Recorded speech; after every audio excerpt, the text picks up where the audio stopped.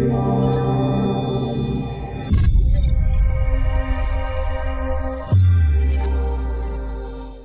YouTube, we've got Instagram going on right here. We are in the middle of Zaw Studios here in South El Monte, testing out different content ideas. I'm here with Dr. Shri. Hey everybody. Erica Weinsveg has just joined us. Welcome, ladies and gentlemen, to a recent study where two doctors and yourselves are going to be talking about the most recent studies in health in the news today. So hello, Erica. If you have questions, go ahead and type them in to our live feed here. It's not only going to be on YouTube, on Instagram Live, and later on on Facebook. Dr. Shri. So Dr. Shri is a preventative medicine and integrative medicine doctor, trained over at UCLA. Yeah, I trained at UCLA in preventive medicine, University of Arizona in integrative health.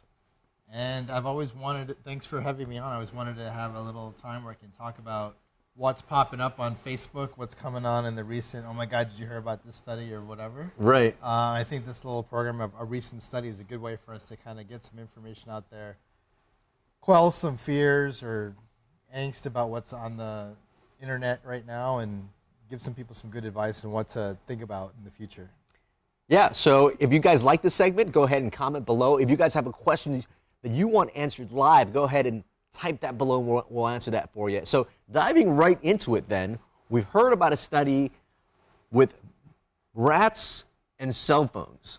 What's that all about? So right now, most of the information I have is gleaned from other journals like Scientific American. I haven't delved deep into the actual study yet, but the National Toxicology Program is a government program that kind of looks at different topics depending on who's requesting it. And they've been asked to look into cell phones for a long time.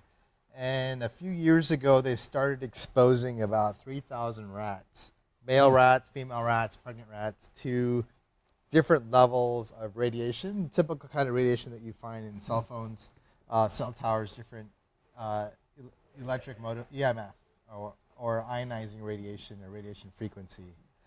And preliminary data from the study starts saying that some of the rats, male rats in particular, started having nerve cancers in their heart. They're called schwannomas. They didn't get that kind of response in the female rats. And they did show that some of the pregnant rats tend to have some babies with low birth weight and some other things.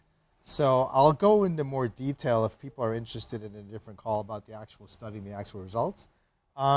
But just like most toxicology studies and cancer studies, we tend to get preliminary data on animals. And the animals are exposed to radiation at much higher doses than we ever will be. So it's kind of like just saying, hey, if we can zap these animals or plants or different cells with this kind of high-level radiation, what does it do? And is there a chance it poses any risk to people?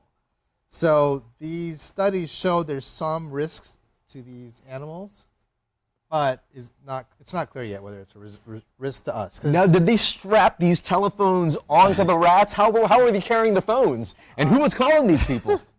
You know, I don't know what kind of cell plans these guys have because they must have had minutes like crazy. Right. But it looks like they basically have the rats in little cages and they have the radiation coming at them from certain levels. So obviously, there's always a big push to saying avoid a lot of radiation if you can. You know, as you and I know, we've got cell phones on us all the time. So the rats were exposed at high levels for a long period of time continuously.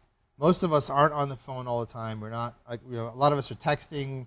We're not always on the call, but cell phones do continuously emit EMF, even if you're not using them. So if you've got it by your bedside when you're sleeping, keep it. It's always a good idea to keep it a little further away than you would, That's true. And if you guys have a home Wi-Fi system, not a bad idea to, turn the Wi-Fi off. That might be another good kind of hack to go to sleep a little bit better, right? Because if you're on your phones like an hour or two before you're trying to go to sleep, all that blue light keeps you from having good sleep. Even if you're sleeping on time, all that stuff depletes the melatonin so that while you're sleeping, you're not getting the good quality of sleep that you need. So good, nice little hack. Turn off your Wi-Fi maybe 2 to 3 hours before going to bed. Right.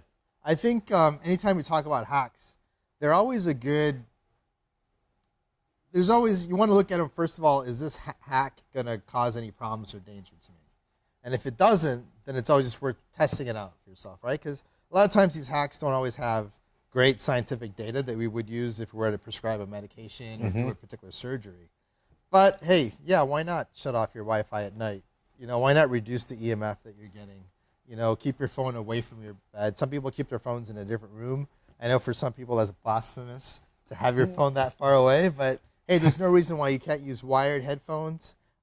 Keep the phone away from your body as much as you can. Keep it in your purse, backpack, whatever.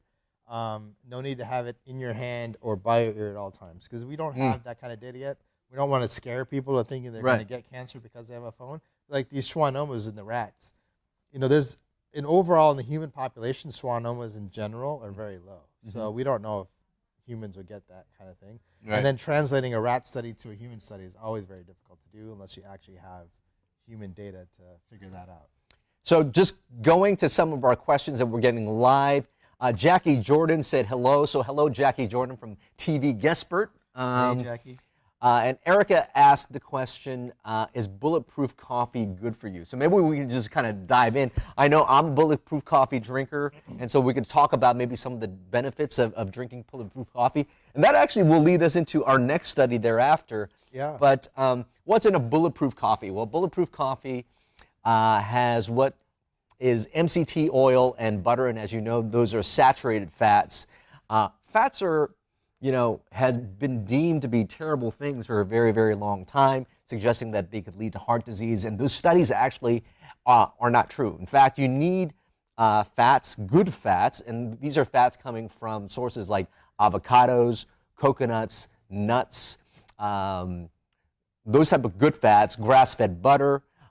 You need fats for your hormones, for all your cell membranes, so fats aren't a bad thing. And the MCT oil that you'll find in bulletproof coffee, it actually can be used as fuel for your brain. So Erica asked, is it good for your brain? You know, I feel pretty alert, you know, drinking my bulletproof coffee. Have you tried it? I use bulletproof coffee, bulletproof type coffee daily, just because, as I said before, you always want to check and make sure it's not going to hurt you. And then try it out and see if it works. Now, when you say, is bulletproof coffee good for you, it's the scientist in me always wants to have clear definitions. What does good for you mean?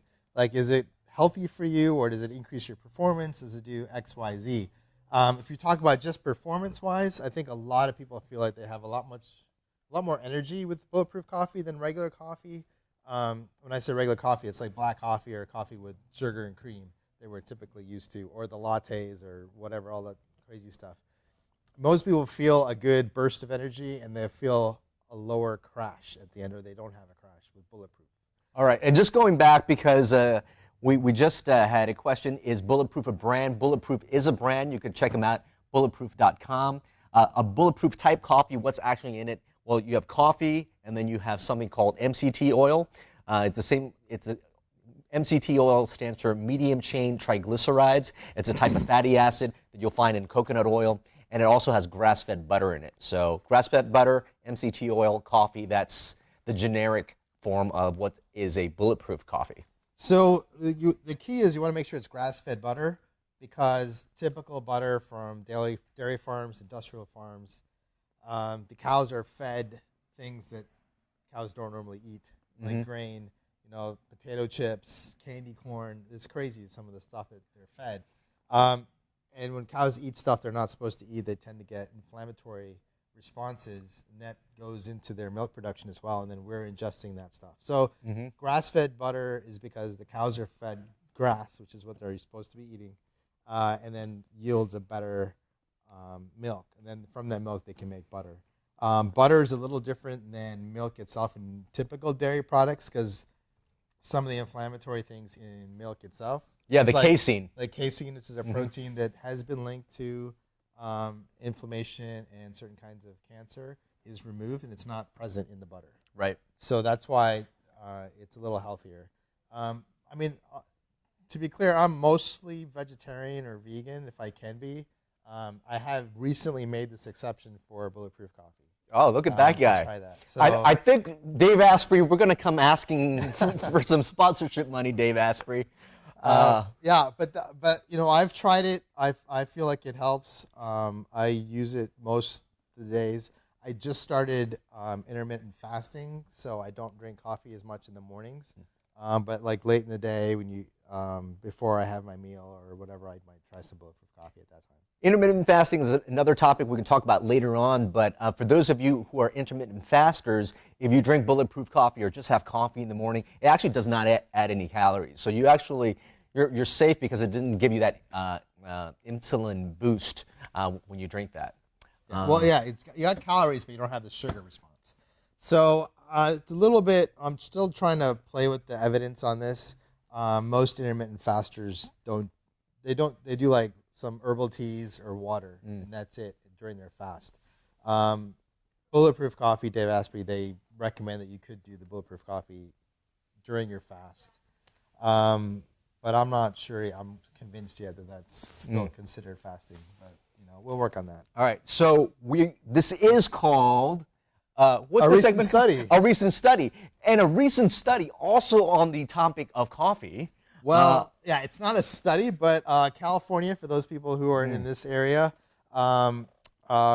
judge just ruled that California needs to put what's called a Prop 65 notice on coffee and coffee makers, including Starbucks, Coffee Bean, anybody like that, because of a chemical that's found in coffee called acrylamide. Acrylamide is a product of sugar and heat and comes in natural baking, roasting processes that happens when you're making potato chips, frying in a pan, grilling, all those things. But in the coffee roasting process, in the early part of the roasting stage, when things get up over 250 degrees, they start to form acrylamide. And in studies, again, in animals and different things, acrylamide has been linked to cancer. High levels of acrylamide in industrial processes, in the workplace, has been linked to neurological issues with people. But again, that's very high level. The acrylamide levels in coffee, even for heavy drinkers and stuff, is still below, I guess, the national standards. Like the European standards tend to be a little bit more strict on certain things than the American ones. Really? And for acrylamide, it doesn't even meet the European standards of problems. But because of the laws in California, the judge ruled that the coffee making industry did not provide enough evidence to show that they don't need to put those labels on it. Now, do we know that they're just in certain brands now, or? No, I think, I don't know of many brands that can roast coffee without any acrylamide formed. Again, it forms early in the roasting process, and then it starts to decline as the coffee bean is roasted longer. So dark roasted coffees tend to be lower in acrylamide. So the light roasts tend to be a little higher. So it just depends on what kind of coffee you're drinking. It's an instant coffee and more of the, I don't know if it's an industrial coffee or whatever, but the quicker, easier coffees tend to have higher levels of acrylamide than the mom and pop shop or homemade coffees. Or Got it. roasted ones. I just want to say hi to some of our guests. Somebody's tuning in from Sydney, Australia. G'day. I'm glad you all joined. That's a terrible Australian accent. Yeah, we'll work on that one. All right. Next and one. then we also had somebody asking about intermittent fasting routines. And so I could give you my routine. He'll give you his routine. But there's really no set standard. And just to let you all know, intermittent fasting is a way some people eat. And in the past, us humans are actually designed to go through periods of time where we're not eating. Right. We humans are actually built not having food around all the time, so we have mechanisms to keep us from not dying, from not eating. So I personally now adopt a program where I don't eat, until 1 or 2 o'clock in the afternoon, and I keep my window of eating from 6 to 8 hours. Meaning he only eats within 6 to 8 hours. Yeah, so I'm fasting from maybe 8 p.m. all the way up until noon or 1 the next day. Not super religious about it, but I've noticed a reversal in my hemoglobin A1C, my blood sugars, while I'm doing that. What's your routine? I tend to do something similar. I try to keep my eating time within an 8-hour window. I start eating at about 2 o'clock in the afternoon. The reasons I do that in the afternoon is because of the certain hormones that are going up and down in your body throughout the day. When you eat, especially if you eat food that maybe starts an insulin reaction, you tend to lose certain hormones, certain growth hormones, and different things that get prevented from getting into your bloodstream. So what we do is we delay that, let our body's natural processes take over in the mornings, and then eat later in the day. Once you do a program like this, you'll notice that when you do eat, you tend to kind of get a little more sluggish. You lose a little bit of energy after you eat. So this lets me have a lot more energy in the beginning of the day. In the morning, when I'm trying to get things going, all the way through lunchtime, I'm able to work a lot better, get a lot more done, and then eat at 2 o'clock, and then you kind of feel that hit. No matter how clean or how good you're eating, you kind of still get the, when the blood rushes to your stomach to kind of digest, you get that little bit of a drop. So this helps me maintain that. And then at about 8 p.m. or so, again, you don't have to be hardcore about it, but by that time is like my last meal.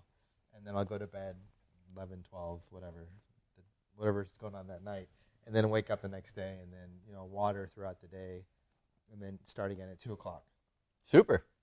Well, that's all the time we have for today's show. That's a terrible Australian. Don't kill me. I hope you continue to watch. I'll work on the accent for you, I promise. But let us know, though, because we can go through these, what we call recent studies that people are like passing around Facebook and stuff. A lot of times, if you look for the studies they have on Facebook, they don't even quote the actual study. They just talk about it without giving you enough detail. So we can either go over what the Facebook articles are saying, or we can actually dive deep into the real study they're actually talking about and make sure it's got some good evidence base to it. It's not just studying off of like research off of 5 people and not like 500 or whatever. Make sure it's quality, and then give you some updates on what you should do based on that study. Yeah. So if you happen to be reading something, you're like, oh my God, is this real science? Is this real medicine? Go ahead and just tag the link on my Instagram page, and we'll get to it the next time we do a recent study. Ruben, hello. Thank you for joining. You joined a little late. You don't want to miss a recent study next time. Goodbye, folks. Bye-bye.